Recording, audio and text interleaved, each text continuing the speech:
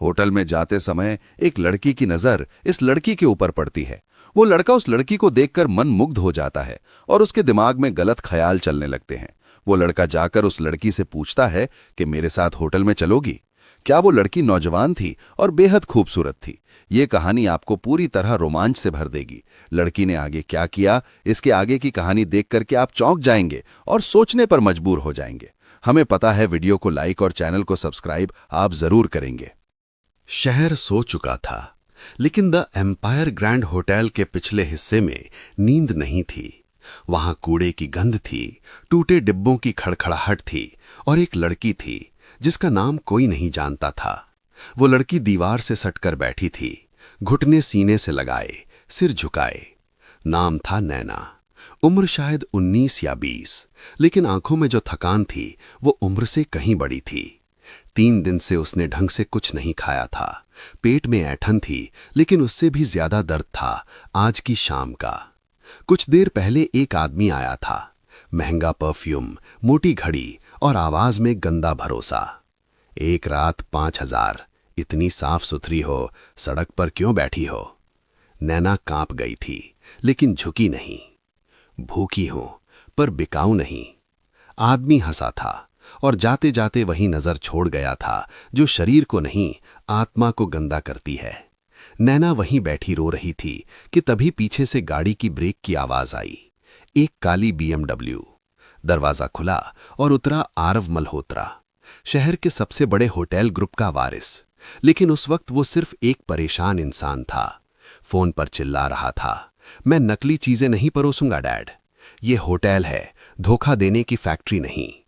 Call काटते ही उसने कदम बढ़ाए और तभी उसकी नजर कचरे के पास बैठी उस लड़की पर पड़ी। आरव रुक गया कुछ सेकंड, फिर वो धीरे धीरे उसके सामने गया। नैना घबरा गई। मैं कुछ नहीं मांग रही, वो हड़बड़ाई। आरव ने शांत आवाज में पूछा, क्या तुम्हें किसी ने परेशान किया? नैना चुप रही, लेकिन उसकी बाहों पर पड़े नीले निशान सब कुछ कह रहे थे। आरव ने जेब में हाथ डाला, फिर रोक लिया। वो उसके सामने बैठ गया। खाना खाओगी? नैना चौंकी। ये सवाल उसने आज 2 बार सुना था। पहली बार इज्जत के बदले, दूसरी बार इंसानियत के साथ। मैं भीख नहीं लेती, वो बोली। आरव ने सिर हिलाया। तो काम करोगी?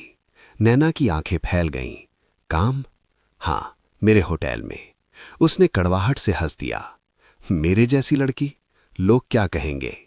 आरव का जवाब सीधा था, लोग हमेशा कुछ ना कुछ कहते हैं, तुम अपना भविष्य चुनो। कुछ सेकंड, नैना का दिल जोर जोर से धड़क रहा था। फिर उसने कांपते हाथ से आरव का हाथ थाम लिया। होटल के अंदर रोशनी थी, चमकदार फर्श, खुशबूदार हवा, लेकिन नैना को लग रहा था जैसे वो किसी और दुनिया में आ गई हो। मैनेजर ने फुसफुसाकर कहा, सर ये। आरव की आवाज सख्त हो गई, ये अब स्टाफ है। नैना को साफ कपड़े मिले, गर्म खाना मिला। पहली बार उसने खाना खाते हुए आंसू नहीं रोके। किचन में अगली सुबह शोर, चीखें, ऑर्डर और एक कोने में नैना चुपचाप खड़ी। उसे सबसे नीचे का काम मिला, बर्तन, फर्श, कचरा। हाथ छिल गए, लेकिन उसने कुछ नहीं कहा, क्योंकि बाहर की दुनिया इससे ज्यादा बेरहम थी। शाम को आरव आया। उसने नैना को देखा, झुकी कमर, लाल हाथ और आंखों में अजीब सी जिद। थक गई हो? उसने पूछा। नैना ने सिर हिलाया, नहीं। लेकिन उसी वक्त किचन में हंगामा हुआ। सॉस जल गया था। हेड शेफ चिल्ला रहा था, किस बेवकूफ ने छोड़ा इसे? सब चुप। नैना का दिल कांप गया। फिर उसने धीरे से कहा, अगर थोड़ा दूध और धीमी आंच तो स्वाद बच सकता है। सब सन्न। शेफ भड़का, तू सिखाएगी? आरव ने कहा, करके देखते हैं। कुछ मिनट बाद सॉस बेहतर था। शेफ चुप। सबकी नजर नैना पर। वो बस बोली, मां कहती थी खाना फेंकते नहीं, सुधारते हैं। उस रात नैना को पहली बार लगा, शायद वो सिर्फ बोझ नहीं है। दिन बीतने लगे। नैना तेजी से सीख रही थी। कुछ लोग तारीफ करते, कुछ जलते। पीठ पीछे बातें, आरव सर की खास है। नैना सुनती, लेकिन जवाब नहीं देती, क्योंकि उसने सीखा था हर जहर का इलाज जवाब नहीं होता। फिर आया होटल का बड़ा इवेंट। मीडिया, बिजनेसमैन, और उसी दिन एक गलती, डिश मिसमैच। सब घबरा गए। नैना ने प्लेट देखी, गलत बेस मसाला है। सब चौंक गए। तुम कैसे जानती हो? क्योंकि इसे मैंने बनाया नहीं, उसने कहा। नया बेस, तेज हाथ, डिश बच गई, इवेंट बच गया। आरव की आंखों में गर्व था। नैना ने धीमे से कहा, मैं चाहती हूं लोग मेरा काम देखें, मेरा अतीत नहीं। आरव बोला, तुम्हारा भविष्य अब तुम्हें पहचान देगा। सब ठीक चल रहा था, तभी एक शराबी आदमी किचन में घुसा। नैना का चेहरा सफेद पड़ गया। वो उसका पिता था, जिसने उसे घर से निकाला था, जिससे वो भागी थी। ये मेरी बेटी है, वो चिल्लाया, मेरी चीज। नैना कांप गई।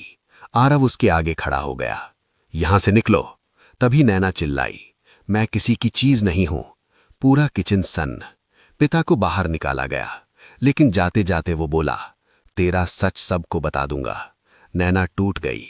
आरव ने बस कहा, तुम अकेली नहीं हो। उस रात नैना सो नहीं पाई। लॉकर रूम की लाइट बंद थी, लेकिन उसकी आंखों में अंधेरा नहीं उतर रहा था। दरवाजा बंद करते ही पिता की आवाज फिर गूंजने लगी, तेरा सच सबको बता दूंगा। नैना जानती थी, वो आदमी झूठ और सच को ऐसे मिला देता है कि सच भी गंदा लगने लगता है। सुबह जब वो किचन पहुंची तो उसे महसूस हो गया, हवा बदली हुई है। लोग बातें कम कर रहे थे, नजरें ज्यादा थीं। आराध्या ने उसे देखते ही पूछा, तू ठीक है ना? नैना ने सिर हिला दिया, पर आवाज नहीं निकली। उसी वक्त मैनेजर आया। नैना, आज तुम फ्रंट किचन में नहीं रहोगी, स्टोर रूम में शिफ्ट कर दी गई हो। नैना ठिठक गई। क्यों? मैनेजर ने नजरें चुरा ली। ऑर्डर है। नैना समझ गई, कुछ तो हुआ है। दोपहर होते होते होटल में एक खबर फैल चुकी थी, नैना ने चोरी की है। स्टॉक रूम से महंगा केसर गायब था, और आखिरी बार वहां नैना थी। कोई सबूत नहीं, पर शक काफी था। आरव को जब खबर मिली, वो सीधे मैनेजर के ऑफिस पहुंचा। ये बकवास है, मैनेजर बोला। सर, हमें भी यकीन नहीं है, लेकिन स्टाफ सवाल उठा रहा है और मीडिया यहां है। आरव को पहली बार समझ आया, सच और सिस्टम हमेशा एक साथ नहीं चलते। नैना को ऑफिस बुलाया गया। कमरे में मैनेजर, सिक्योरिटी हेड और आरव। नैना चुपचाप खड़ी थी। मैनेजर ने कहा, नैना, स्टॉक रूम से केसर गायब है और रिकॉर्ड के अनुसार तुम आखिरी बार वहां गई थी। नैना ने सिर उठाया। मैं वहां गई थी, लेकिन चोरी नहीं की। सिक्योरिटी हेड बोला, कोई गवाह? नैना चुप, क्योंकि सच अक्सर अकेला होता है। आरव ने धीरे से कहा, नैना, अगर तुम्हें कुछ पता है तो बताओ। नैना की आंखें भर आईं। अगर मैं कुछ कहूं तो क्या आप मुझ पर भरोसा करेंगे? कमरे में सन्नाटा। आरव ने बिना रुके कहा, हां। नैना ने सांस ली।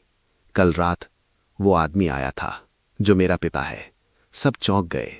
वो स्टोर रूम के पास घूम रहा था। मैंने उसे रोका, लेकिन मैं डर गई थी। मैनेजर बोला, तो मतलब चोरी उसने की? नैना की आवाज टूट गई।